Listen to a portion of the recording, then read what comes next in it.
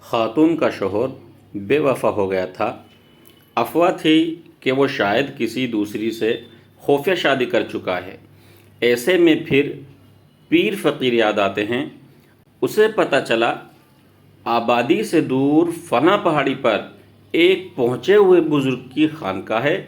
خاتون اس بزرگ سے ملنے چل نکلی۔ بڑی مشکل سے جب خانقاہ پہنچی تو بزرگ نے پوچھا، کیسے آنا ہوا؟ خاتون نے کہا، میں نے اپنی زندگی کے بہترین سال جس کو دیے، دن رات جس کی خدمت کی، وہ مجھے بھول کر کسی دوسری عورت کے چکر میں پڑ گیا ہے۔ بزرگ نے مٹھائی کا ایک ڈبہ کھولا اور خاتون سے کہا، لیں یہ مٹھائی چیک کریں۔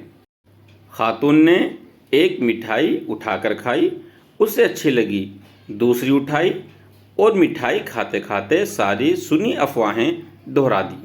اور جن خواتین پر اسے شک تھا ان کی تعداد شاید زیادہ تھی، کیونکہ مٹھائی کا ڈبہ ساتھ نہیں دے پایا۔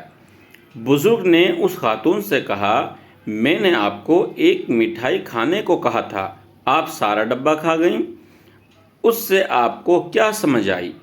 خاتون نے کچھ دیر سوچا اور پھر بہت فلسفیانہ انداز میں کہا، اچھا میں سمجھ گئی، آپ کا مطلب ہے مرد کا مزاج ایسا ہے، ایک مٹھائی چکھنے کے بعد وہ پھر دوسری، تیسری، چوتھی کی طلب رکھ لیتا ہے۔ بزرگ نے کہا، نہیں، بلکہ اس کا مطلب یہ ہے کہ تم بہت زیادہ موٹی اور بھدی ہو گئی ہو، تمہارا اپنے کھانے پینے پر کوئی کنٹرول نہیں ہے، تمہارے مسائل کوئی تعویذ، کوئی دم ٹھیک نہیں کر سکتے، جاؤ اپنا منہ کنٹرول میں رکھو۔ منہ پیٹ اگر کنٹرول ہو گیا تو عمر بھلے کم نہ ہو، جسامت ضرور 20 سال پہلے والی مل جائے گی۔ سنا ہے اس پہاڑی والے بزرگ کے پاس اب خواتین نہیں جاتی، بقول خواتین کے اس کے دم درود اور تعویذ میں کوئی اثر نہیں ہوتا۔